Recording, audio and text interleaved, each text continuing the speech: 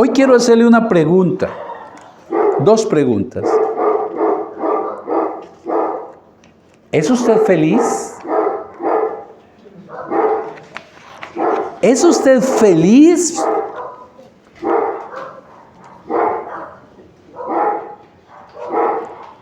Y la otra pregunta, ¿quién es verdaderamente feliz? ¿Quién puede ser verdaderamente feliz?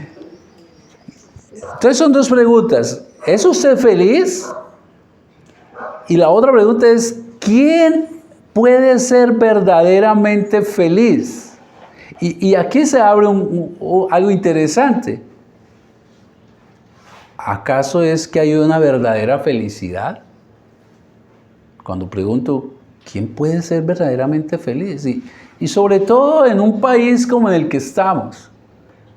En un país donde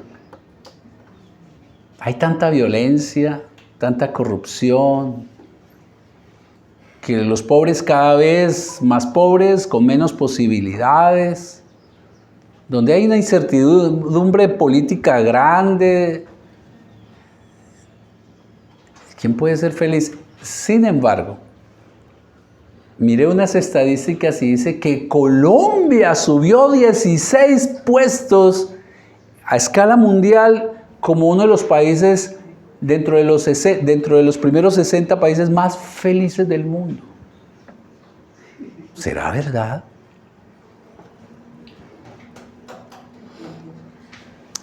Vamos a Lucas 6 y vamos a ver qué nos enseña el Señor el día de hoy acerca de la felicidad. Porque, ¿conoce usted a alguien que no quiera ser feliz? Yo no. No conozco la primera persona que diga, me gustaría ser lo más infeliz del mundo. No. Pero para darle un poquito, el Grinch, pero para darle un poquito de contexto, luego que el Señor Jesús ha demostrado que Él es Dios, porque recuerden que los fariseos dijeron, solo Dios puede perdonar pecados. Bueno, lo voy a demostrar. Y ha perdonado los pecados y ha sanado también a este hombre. Luego viene otra serie de sanidades. Y el capítulo 6, ahí a partir del versículo 12 al 16, vemos que mucha gente seguía a Jesús, ¿no? Por sus milagros. Pero en medio de toda la multitud, eso es lo que ve uno en la iglesia también. Muchos vienen detrás de Jesús, ¿detrás de qué? De sus milagros, de los beneficios, pero en medio de esa masa también vienen unos que realmente siguen a Jesús, sus discípulos, y eran muchos. Y del versículo 12 al 16, el Señor toma una decisión que hace parte de su plan salvífico. Y de todos los discípulos, Él escogió a 12. A 12, y ustedes lo miran sin mirar ningún atributo, ninguna hoja de vida. Es más, si miran las hojas de vida, ninguno de esos merecía. Escogió a 12 y los llamó apóstoles, que significa enviados, como un embajador. Como un embajador. Estos 12 apóstoles no solamente tenían la autoridad de Jesús, sino también tenían poder para sanar. Y se quedaron allá. Me refiero, allá en el pasado. Y luego con estos 12 apóstoles y sus discípulos siguen un proceso de ¿qué? De enseñanza. Ya miramos la vez pasada que él no era un maestro de escritorio, sino alguien que va en el camino enseñando, su discipulado. Y entonces se va con ellos y llega a una llanura. Y las multitudes le buscan porque venían, versículo 17 al 19, venían ¿para qué? Para que les sanara. En toda época y en todo lugar siempre hay gente con gran necesidad y buscan al Señor. Lo más lindo es que el Señor no los rechaza por venir solo detrás de eso. Y dice la palabra allí que venían a ser sanados y nomás con tocarlo eran sanados porque salía poder de él, y además los que estaban endemoniados también eran liberados. Recuerden que el reino de Dios se acerca con poder para la enfermedad, sobre la naturaleza, sobre los endemoniados y con poder para perdonar pecados.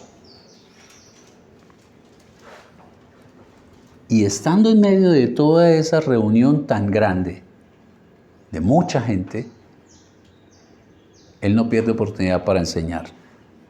Entonces, llegamos al verso 20.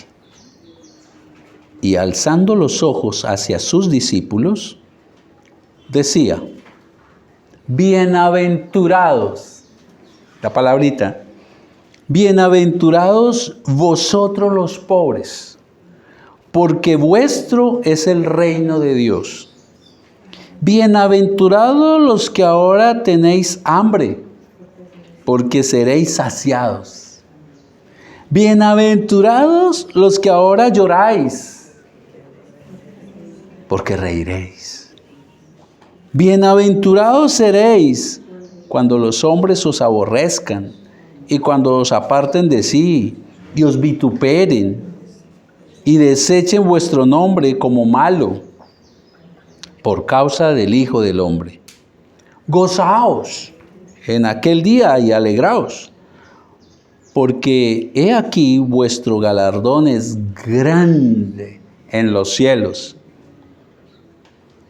Porque así hacían sus padres, refiriéndose a los antepasados judíos con los profetas. Versículo 24. Pero, recuerden, ¿no? Los peros de Dios. Aquí hay un contraste. Pero ay de vosotros, pobrecitos de ustedes. Ay de vosotros, ¿quiénes? Ricos. Aquí está la razón. Porque ya tenéis vuestro consuelo, sus riquezas. Ay de vosotros los que ahora estáis saciados. ¿Le falta algo al rico? Porque tendréis hambre. Ay de vosotros los que ahora reís, porque lamentaréis y lloraréis.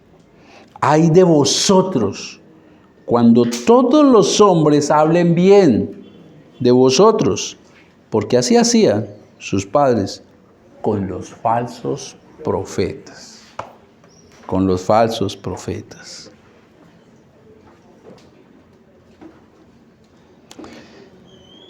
El Señor ha empezado, Lucas, recuerden que eso fue escrito por el médico Lucas, ¿para quién? Teófilo. Teófilo, un gentil. Excelentísimo Teófilo. Y observen algo importante. Aquí hay dos.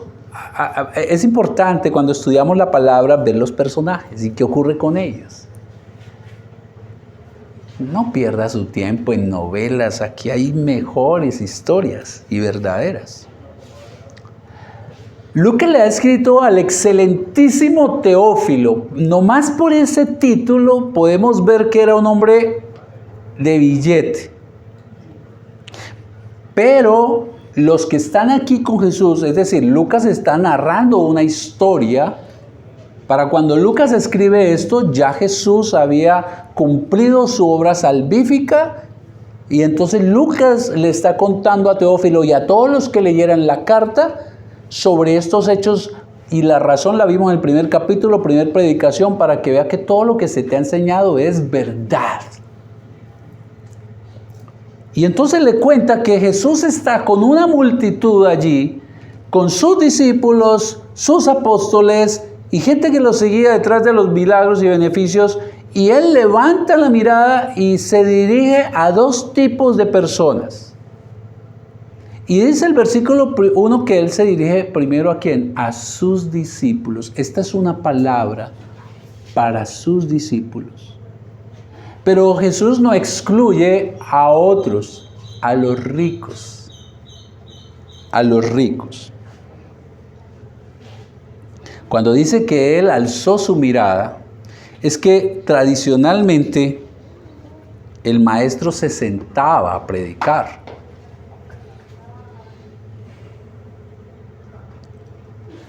Entonces se levanta su mirada y se dirige a ellos. Y aquí empieza el primer gran sermón de Jesús. Mateo también habla del sermón del monte, y es muy similar a este. Mateo habla de que él está en un monte, aquí habla de que está en un llano, y entonces, ojo, no, sí ve, hay discrepancia. No, posiblemente predicó el mismo sermón aquí. Y este es un sermón largo, va hasta el versículo 49. Pero hoy solo vamos a predicar los primeros versículos del 20 al 26. Estos 7 primeros versículos repiten una palabra muy importante en la Biblia: bienaventurados. 4 veces. 4 veces. Cuando un padre le repite a su hijo algo, no es por cansarlo, es porque quiere que eso le quede cimentado. Y lo mismo hace nuestro Señor por nosotros. Y aquí repite 4 veces: bienaventurado, bienaventurado, bienaventurado. Y está hablando con sus discípulos. Es una palabra para usted. Bienaventurado es una palabra griega que significa supremamente bendecido, la bendición más grande. Tiene que ver con extremadamente dichoso, gozoso, feliz.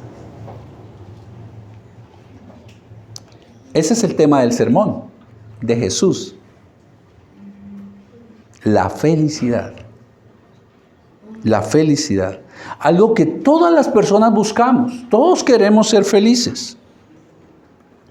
La pregunta es, ¿dónde buscamos la felicidad? ¿O dónde la buscamos para ver si la encontramos? ¿Dónde la gente está buscando la felicidad? ¿Dónde la están buscando? Algunos la buscan en las relaciones. Pero ¿y si la persona le falla? Chao, felicidad. Algunos la buscan en los bienes. Y si se acaban, chao la felicidad. Algunos la buscan en los placeres. Y se acaba. ¿Dónde está buscando usted la felicidad? ¿Dónde hay que encontrarla? Dios quiere que sus hijos sean verdaderamente felices. Mire, en el Nuevo Testamento la palabra bienaventuranza se repite más de 50 veces. Es un tema central para Dios. Que sus hijos sean verdaderamente felices, gozosos. Pero no se trata de una felicidad temporal como nos lo dan las cosas o las personas. Porque a veces los que más amamos nos hacen infelices en algún momento. ¿Ven? La felicidad parece un electrocardiograma. A veces sí, a veces sí, a veces no. Fármaco, sin fármaco.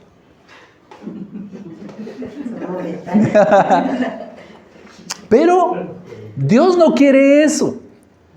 Dios quiere una felicidad permanente. A eso se refiere bienaventurados. Una felicidad que permanece. No es un estado emocional.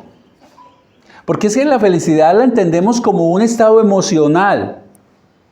No, es un estado de ser feliz permanentemente.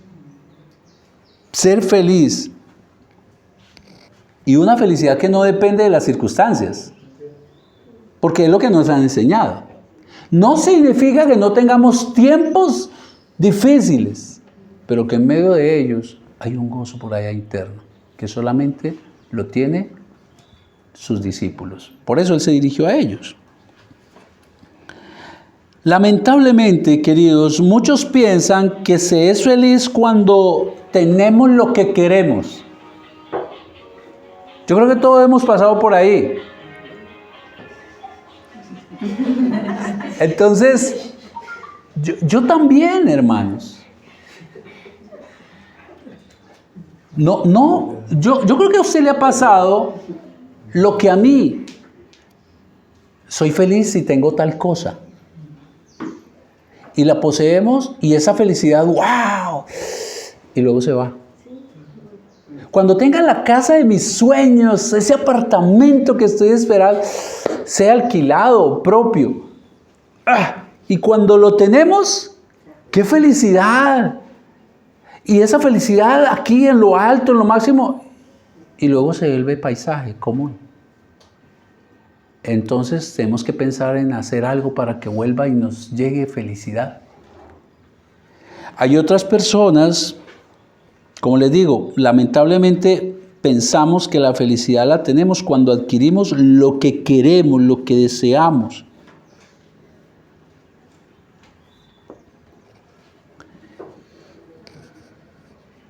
Eso pasa también con aquí en nuestra iglesia no hay muchos que tengan para carro, pero sí para celulares. Y entonces tiene uno el que puede con su bolsillo, ¿no? Pero luego de que pasa unos días, pues, ahora salió el último y hasta se endeudan, 1, 2, 3 años. Pero termina y hay que tener el otro para volver a tener felicidad y se trabaja duro por ver cómo consigo lo que quiero para ser feliz. Pero eso también ocurre con los títulos universitarios. Por favor, no me malentiendan. No estoy diciendo que no hay que luchar por tener esa buena casa, ese buen celular, ese buen carro, ese título.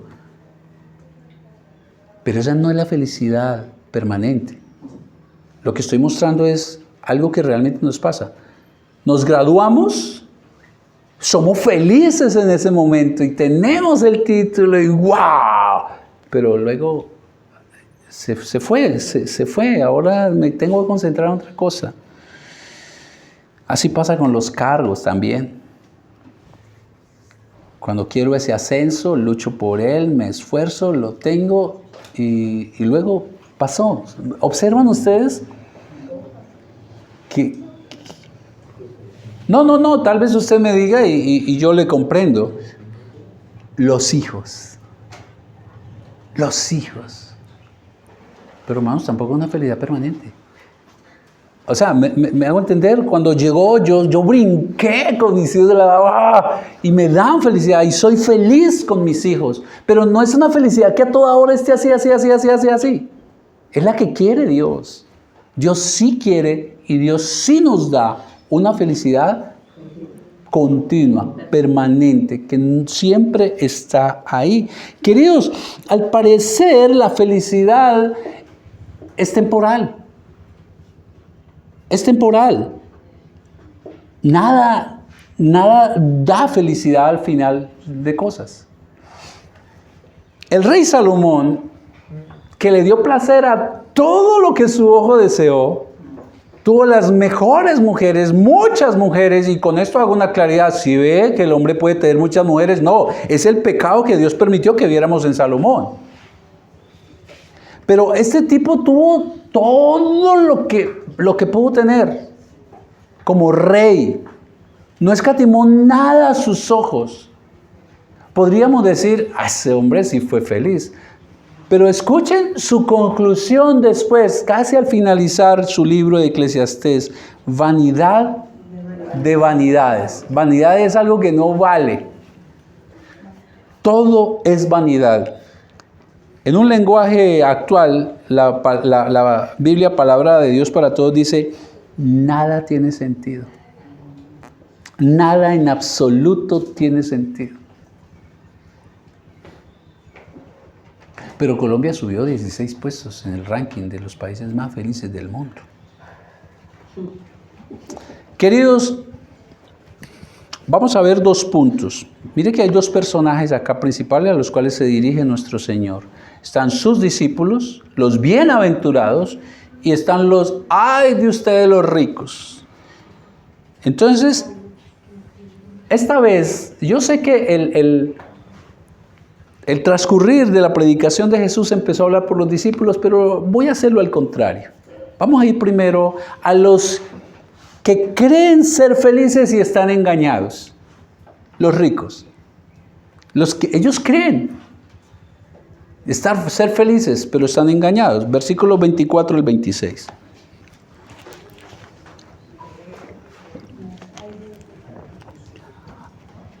Ese ay parece como si Jesús... ¡Ay de vosotros! Manotear la mano, ¿no? Ese ay es qué aflicción, qué dolor, qué desgracia para ustedes los ricos. Ay de vosotros, ricos, porque ya tienen vuestro consuelo. Su consuelo son las riquezas. Ay de vosotros los que ahora ay de vosotros los que ahora estáis saciados, porque tendréis hambre. Ay de vosotros los que ahora reís, porque lamentarán y lloraréis. Ay de vosotros cuando todos los hombres hablen bien de vosotros, porque así hacían sus padres con los falsos profetas. Ojo que esto no es un tipo Robin Hood que le quita al rico para darle al pobre. Eso no es lo que está hablando. No. Ni la Biblia se puede tomar para cuestiones políticas.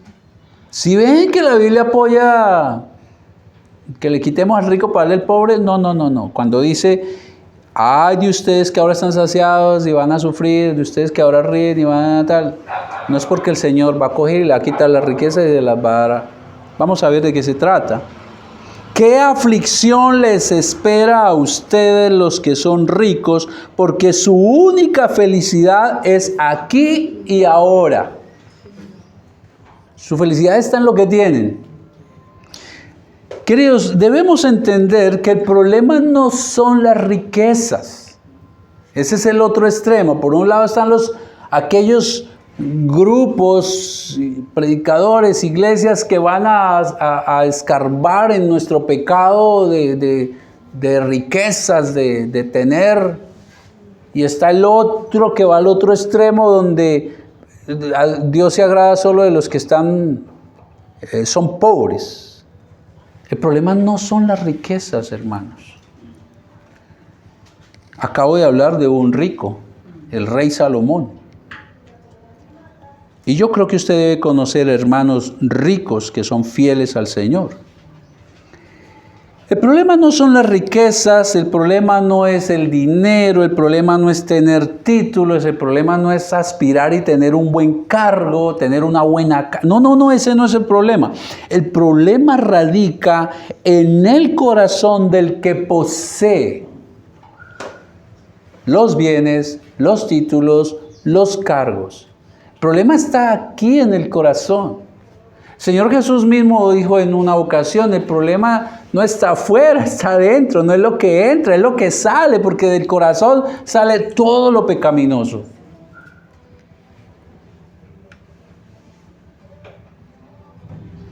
El problema radica en qué significa para usted tener. ¿Qué significa para usted esa buena casa que Dios le ha dado? ¿Con qué actitud usted la tiene? O el título, o lo que sea. Con una actitud de agradecimiento a Dios, de reconocer, soy solo administrador, por gracia estoy aquí.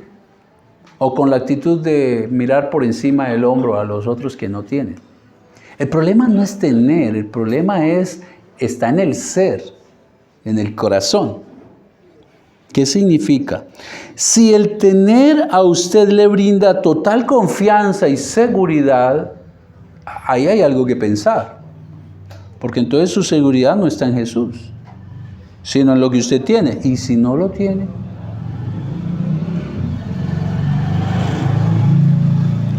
si su confianza está en lo que usted tiene, si su valor, porque hoy en día también es eso, ¿no? Y hubo por ahí una canción que nosotros los que tenemos más de 50 nos acordamos, amigo, ¿cuánto tienes? ¿Cuánto vales? Oropel. Nuestra sociedad se ha caracterizado por eso, ¿no? Usted vale por lo que tenga, y no vale por lo que es. Y no podemos como creyentes caer en eso, queridos. Pero vuelvo y repito, si lo que usted tiene, sean títulos, sean propiedades, lo que sea, eso le da a usted una gran seguridad, entonces, como dice Jesús, le espera una gran aflicción, porque eso es temporal. Su felicidad perdurará el tiempo mientras tenga las cosas. En este caso, Jesús habla de las riquezas. Quien tiene riquezas, queridos, está saciado de todo lo que desea. Eso es lo que le dice el Señor. Hay de ustedes que ahora están saciados. Y es que es cierto, a un rico le falta algo y simplemente saca su tarjeta. Hoy en día por internet, compra, llama, se lo traen a la casa. Está saciado, él puede saciar no solo sus necesidades, sino sus gustos, deseos, preferencias. El que puede comprar todo lo que quiere sin mirar precio. Y dice en el texto que él ríe. Es decir, él es feliz. La persona que tiene es feliz por eso. Tampoco estamos hablando de que el rico debe ser infeliz, no. Me hago entender, es con qué sentimientos se tienen las cosas. Pero saben, hermanos, alguien dijo por ahí que las riquezas son como unas aves en el jardín. Ellas tienen alas y en cualquier momento levantan el vuelo y se va. ¿Qué va a pasar cuando ya no tengamos eso? Muchos adinerados, y no adinerados, no estoy hablando de multimillonarios, pero que tienen alguna formita, han tomado malas decisiones y en un santiamén perdieron todo. Uno se puso feliz por el cargo que tuvo y lo hace bien y se esmera y le dan hasta cartas de felicitaciones y de un momento a otro lo sacaron del cargo.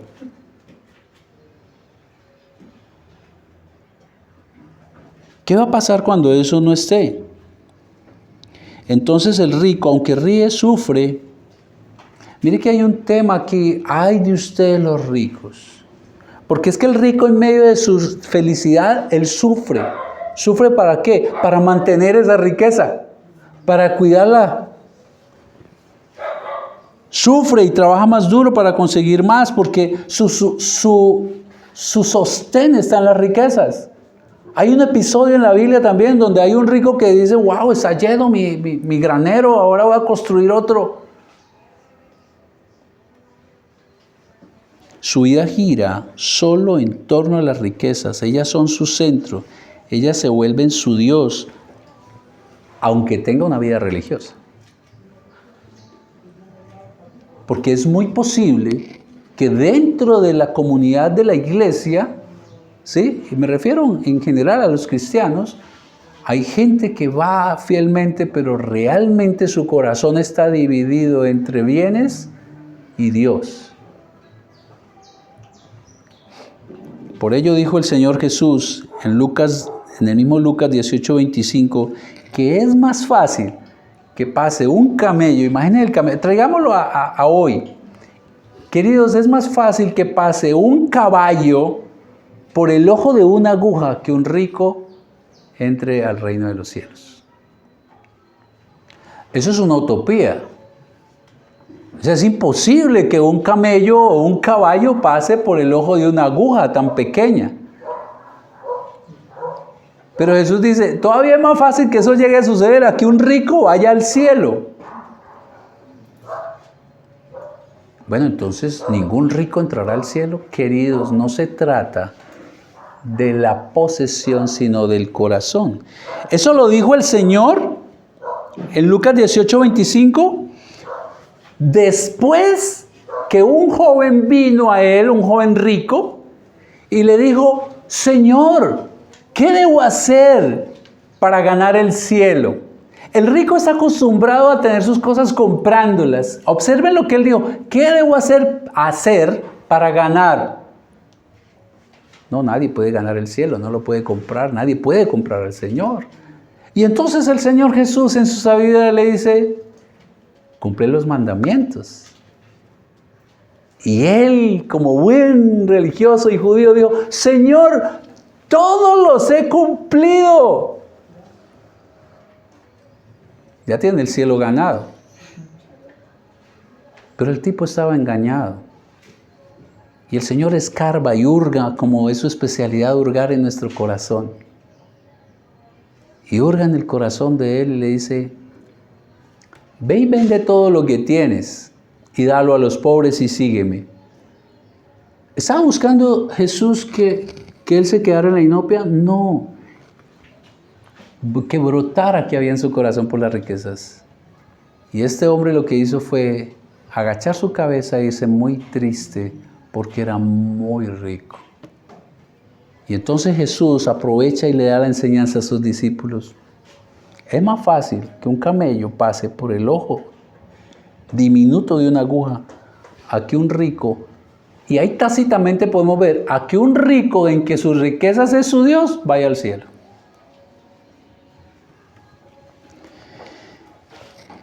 Queridos, no permitamos, no somos ricos, pero Dios ha bendecido a varios de ustedes, hermanos. Buenos sueldos, buen cargo. No permitamos, queridos, que la bendición económica que Dios le dé desplacen el lugar que le corresponde al Señor. Usted no puede servir a dos amos. Le va a ser infiel a uno de los dos o a ambos. Y Dios es celoso, Él no comparte su lugar, su gloria con nadie. Ahora, el texto está hablando de riquezas económicas, materiales, pero es que tenemos otras cosas que para nosotros son riquezas. No podemos tener un corazón dividido, usted no puede servir a dos amos. Debe mantener sus riquezas o aquello que para usted es valioso en su lugar correcto. ¿Y cuál es el lugar correcto? Bajo su dominio y bajo el señorío de Dios. Ese es el lugar correcto que deben tener nuestras posesiones, nuestros sueldos, nuestros títulos, todo lo que Dios nos da. No podemos ser esclavos de ellos. No. Tienen que estar bajo el señorío de Dios. Y hablando de las riquezas, ¿para qué Dios da las riquezas? Dios las da para su deleite. Me refiero, el deleite del que las tiene. Ese buen sueldo es para que lo disfrute. Es para ayudar al necesitado. Y es para la obra del Señor. Escuchen lo que Pablo le dice a Timoteo en su primer carta, capítulo 6, 18 al 19. Recuerden que Timoteo está organizando la iglesia en Éfeso. Y entonces Pablo le dice, a los ricos de este mundo, ¿a qué se refiere? Lo que hablábamos ahora al rato. Para el mundo, ser rico es el que tiene. Entonces Pablo le dice eso, para los ricos de este mundo, mándales. Mire que no le dice pídales el favor. Mándales que no sean arrogantes ni pongan su esperanza en las riquezas, que son tan inseguras, dice Pablo, sino pongan su esperanza en Dios. Él nos provee, dice Pablo, de todo en abundancia para que lo disfrutemos. Con sabiduría, por supuesto. Mándales, es un mandato, que hagan el bien, que sean ricos en buenas obras, generosos y dispuestos a compartir lo que tienen. De este modo, atesoran para sí un seguro fundamento para el futuro y obtendrán la vida verdadera. Ojo, no significa que gracias a esa obra usted va a tener vida eterna, sino que demuestra que usted es un salvo, que honra al Señor con sus riquezas. Y volviendo a nuestro Lucas, el Señor les dice en el versículo 25, ¡ay de vosotros! Mire que así como repite, bienaventurados los discípulos, va al otro punto y dice, ¡ay de vosotros! Es una especie de maldición. Bendición es bien decir, maldición es algo terrible que viene para ellos. Y en el 25 les sigue hablando, ¡ay de vosotros los que ahora estáis saciados, no necesitan de nada! Creen que no necesitan de nada y la razón, van a tener hambre. Ay de vosotros los que ahora reís, porque lamentarán y lloraréis. Ay de vosotros, 26, cuando todos los hombres hablen bien de vosotros. Es que rico, todo el mundo lo elogia, ¿no? ¡Wow! Ese carrazo que tiene, qué casa, todo el mundo lo pone y todo el mundo quiere ser amigo de él. Ay de vosotros los que ahora reís, porque van a lamentarse y van a llorar. Vuelvo y repito, hermanos, y es algo que también se ha infiltrado en algunas iglesias. El tema del asistencialismo. No, ya vimos en Timoteo que Pablo sí llama que el que tiene lo disfrute, pero que mire también cómo ayuda al hermano necesitado. No es lo que hacían, ahí lo vimos en Hechos 2, Hechos 4. No habían necesitados porque todos velaban por la necesidad del otro. Eso debe pasar en la iglesia. Pero le dice, van a llorar. Quien posee bienes materiales generalmente es soberbio. Su orgullo le hace creer que no necesita a Dios, aunque sea un fiel religioso, pero no será fiel a Dios. Y un día va a llorar eternamente. No porque le quiten sus riquezas, no. Hay un llanto y un dolor más grande. Lucas 16, 19 al 26. Por favor, acompáñenme allí. 16, del 19 al 26. Lucas 16. Es la historia de un rico que siempre estaba saciado y un pobre que se tiraba a su puerta a ver qué le tiraba el rico. Había un hombre rico que se vestía de púrpura, es decir, hoy en día Gucci, Yves Saint Laurent, las mejores prendas, y de lino fino, y hacía cada día banquete con esplendidez. Había también un mendigo llamado Lázaro que estaba echado a la puerta de aquel lleno de llagas, y ansiaba saciarse de las migajas que caían de la mesa del rico. Y aún los perros venían y lamían sus llagas. Aconteció que murió el mendigo y fue llevado por los ángeles al seno de Abraham. Este fue al cielo. Pero murió también el rico y fue sepultado. Mira que él no fue al cielo. Por favor, iglesia, no por ser rico. Es por el corazón con el cual él manejaba sus riquezas.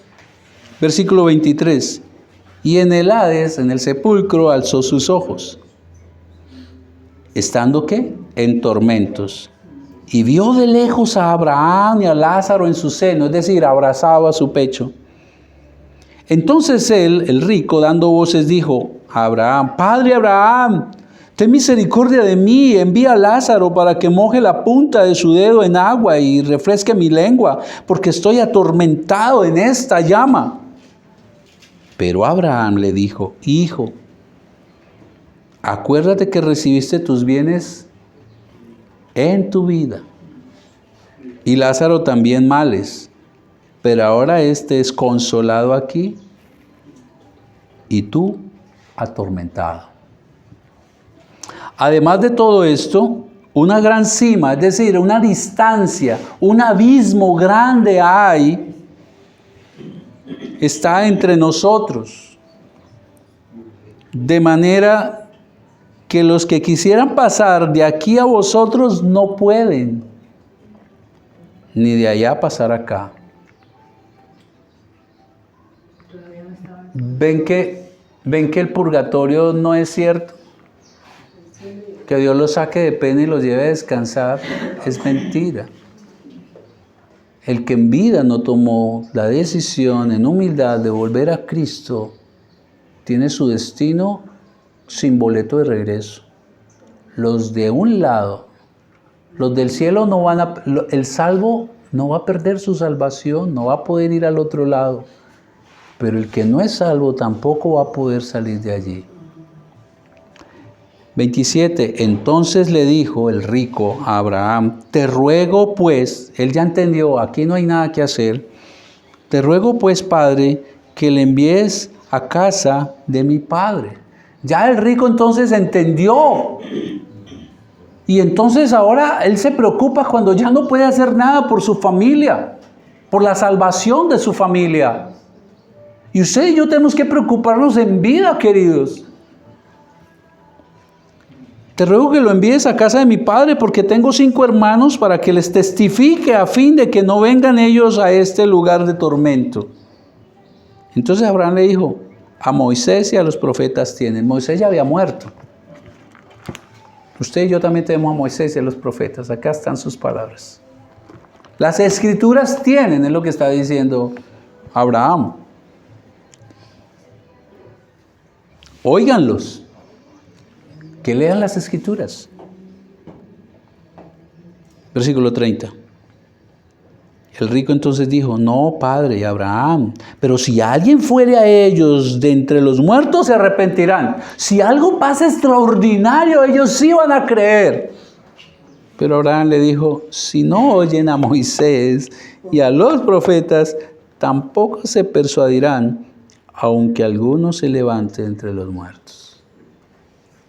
¿Ven por qué aquel cuyas riquezas, cuyos títulos, cuyas cosas que tiene, en las cuales él tiene su seguridad, su sustento con un corazón equivocado, terminará llorando?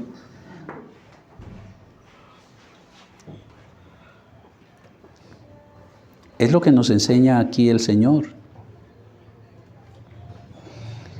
Queridos, por la ocupación romana, recuerden que el Señor le da la tierra prometida a Israel y luego viene la ocupación romana y entonces en el gobierno de uno de ellos cogió y les quitó la tierra y la volvió a repartir. Les quitó a los ricos y los redistribuyó las tierras. Suena algo parecido aquí lo que están planteando en nuestro Colombia. Por esa ocupación entonces muchos que eran pobres. Muchos eran pobres, como Colombia. Colombia hay mucho pobre. ¿Sabían ustedes que 7 millones de personas, dicen las estadísticas, se acuestan con 1 o máximo 2 comidas en su estómago todos los días?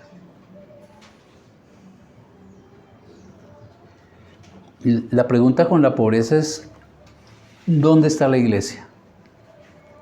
Porque Dios se preocupa por los pobres.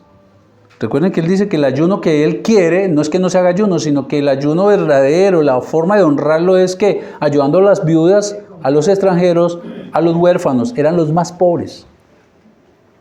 Pero si bien en toda la Biblia, hermanos, vemos la preocupación de Dios por los pobres y los necesitados son generalmente los que más buscan por su aflicción. Los pobres son los que más buscan al Señor en términos generales por lo afligidos que están. Sin embargo, hay pobres orgullosos que no se vuelven a Dios. Hermanos, aquí Jesús se va a referir ahorita a los pobres. Ya sabemos el destino de los ricos que han puesto su corazón en las riquezas y se ha vuelto un Dios para ellos.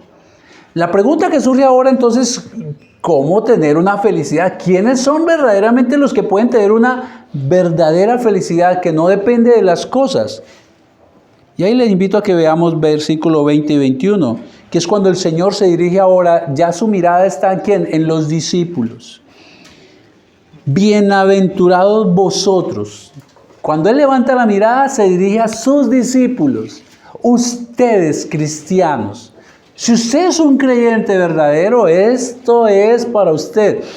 Bienaventurados vosotros los pobres, porque vuestro es el reino de Dios.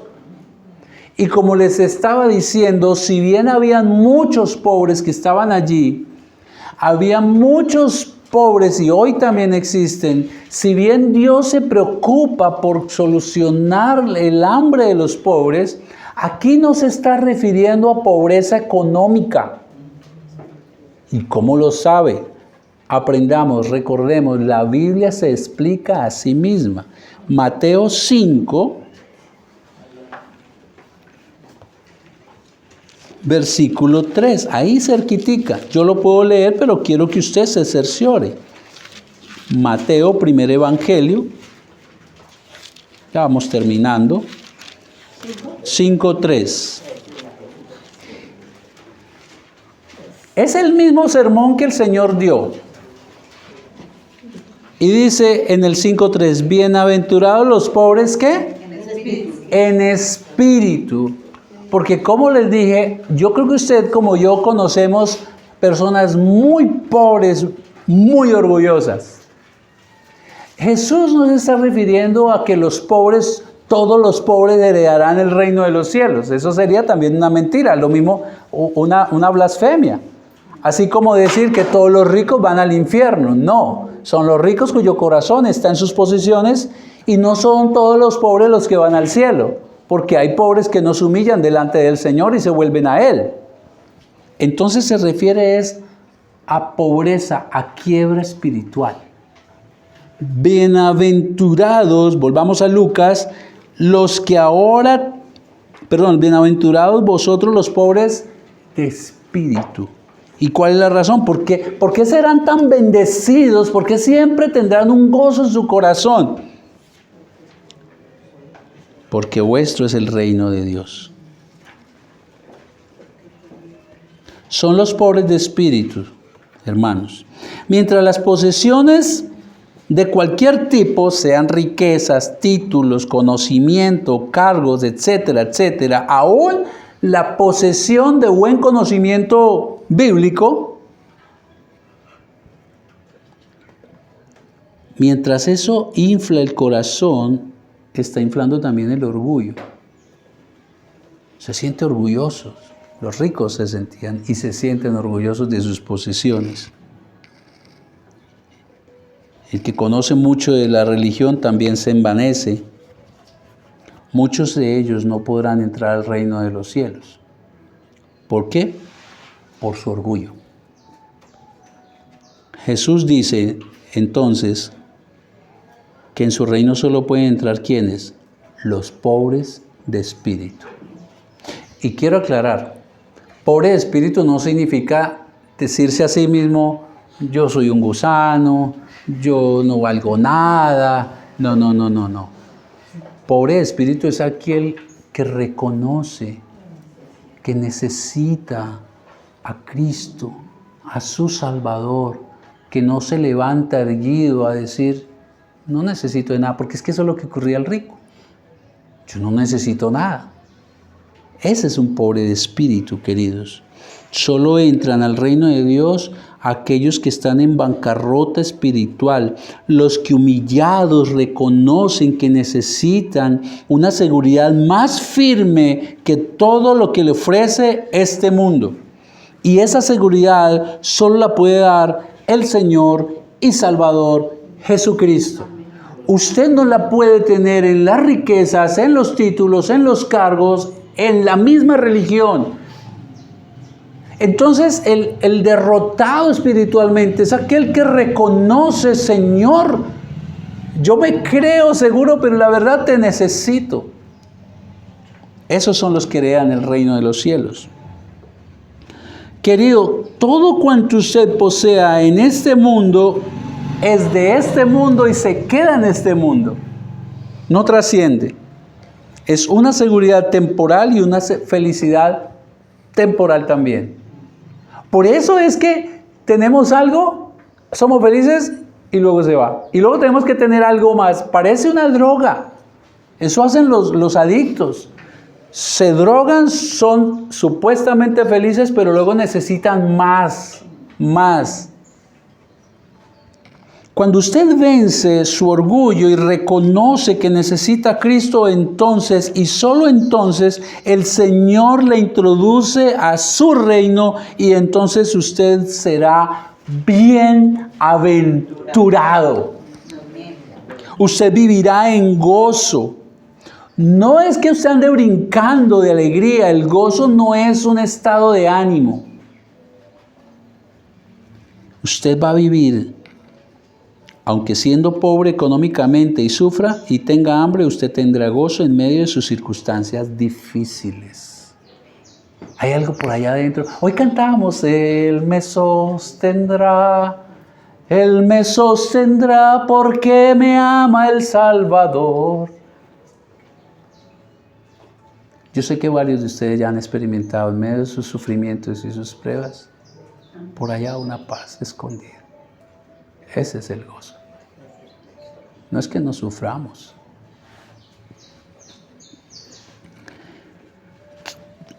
Inclusive, y lo dice Pablo, bienaventurados, versículo 22, seréis cuando los hombres os aborrezcan y cuando os aparten de sí. Y se estaba refiriendo a aquellos que en la comunidad de los judíos los expulsaban de las sinagogas. Hoy no les sacan a veces el papelito, usted es católico. Eso se lo enseñé a usted. ¿Usted por qué está traicionando? Y dice el Señor, aunque los aborrezcan, ustedes son bienaventurados cuando los aborrecen por mi causa, dice el Señor. Queridos, bienaventurados, es la paz que sobrepasa toda comprensión, que aunque el cristiano sufra, el gozo del Señor habita siempre en su corazón. Es lo que experimentó el apóstol Pablo, quien sufrió rechazos, quien sufrió azotes, quien sufrió cárcel, quien sufrió aún por la misma iglesia al ver su pecaminosidad. Escuchen lo que él dijo en 2 Corintios 6:10, como entristecidos, mas siempre gozosos, como pobres, mas enriqueciendo a muchos, como no teniendo nada, mas proveyendo todo. Y escuchen cómo él cierra en el capítulo 8, versículo 2, que en grande prueba de tribulación, mire lo que ocurría, la abundancia de su gozo y su profunda pobreza abundaron en riquezas, en generosidad. En medio de tanta tribulación, Dios sobreabundó en gozo. Eso solo lo pueden tener ustedes los discípulos. Ven que levantó su mirada. Aunque había mucha multitud allí, Él se dirigió a sus discípulos y había acabado de escoger a los 12. Y le dice, ustedes son bienaventurados. Porque ustedes reconocieron que necesitaban un Salvador. Ustedes no fueron orgullosos. Fueron humildes de espíritu, pobres de espíritu. Queridos, recuerden lo que vimos en prédicas pasadas, que el Señor Jesucristo es quien trae buenas noticias a los pobres. ¿Recuerdan que Él dijo? Refiriéndose a Isaías cuando predicó, el Señor dijo que Él traía buenas noticias para los pobres. Él es el que sana los corazones quebrantados. Pero también es quien trae libertad a los cautivos del orgullo. El mensaje aquí para los ricos no es únicamente de consolación, no es una condenación, es una advertencia. Él no le está diciendo, ustedes ya están condenados. Aquí le está dando el chance de que vuelvan, de que reconozcan que lo necesitan. El Señor Jesús es el que trae libertad a los cautivos del orgullo, no solo por poseer bienes de este mundo, sino que le puede hacer libre de ese orgullo que no le permite admitir que usted necesita de urgencia el Salvador. Que usted necesita que Él le sane sus heridas del corazón. Que usted necesita que Él le brinde la paz y la seguridad que no va a encontrar en nada ni en nadie, sino solo en Cristo. El reino de Dios se ha acercado. Recuerden que hay un episodio que ya lo predicamos donde todos vienen a que Él siga sanando y Él dice, no, vamos a predicar a otro lado porque a eso ha venido, a predicar el reino de Dios. Y ese reino de Dios se acercó a través de la persona de Jesús y se acercó con poder y autoridad. Poder y autoridad sobre los demonios, poder y autoridad sobre la enfermedad, poder y autoridad para perdonar pecados, pero ahora también nos enseña que se acercó para traer gran felicidad a los que se acercan a Él. Bienaventuranzas. Se acercó con grandes bendiciones, con un gozo constante. Que quien viene a Cristo sin orgullo, sino reconociendo su gran pobreza de espíritu, en gran humildad, no solo disfruta de las bienaventuranzas en vida, porque eso la disfruta uno desde ya, pero también para siempre, hermanos. Apocalipsis 21, del 1 al 7. La visión de Juan, del apóstol Juan, de lo que va a venir. Y dice Juan, vi un cielo nuevo y una tierra nueva. No se preocupen porque el calentamiento global, esto se va a acabar algún día. Dios lo promete y así va a pasar. Va a venir una nueva tierra. La tierra empezó perfecta y Dios vio que era bueno en gran manera. A un hombre y a una mujer perfectos, sin pecado. Eso se dañó, pero va a volver nuevamente. Es a lo que nos lleva Cristo. Vi un cielo nuevo y una tierra nueva, porque el primer cielo y la primera tierra pasaron y el mar ya no existía. Y yo, Juan, vi la santa ciudad, la nueva Jerusalén, descender del cielo de Dios, todos los creyentes.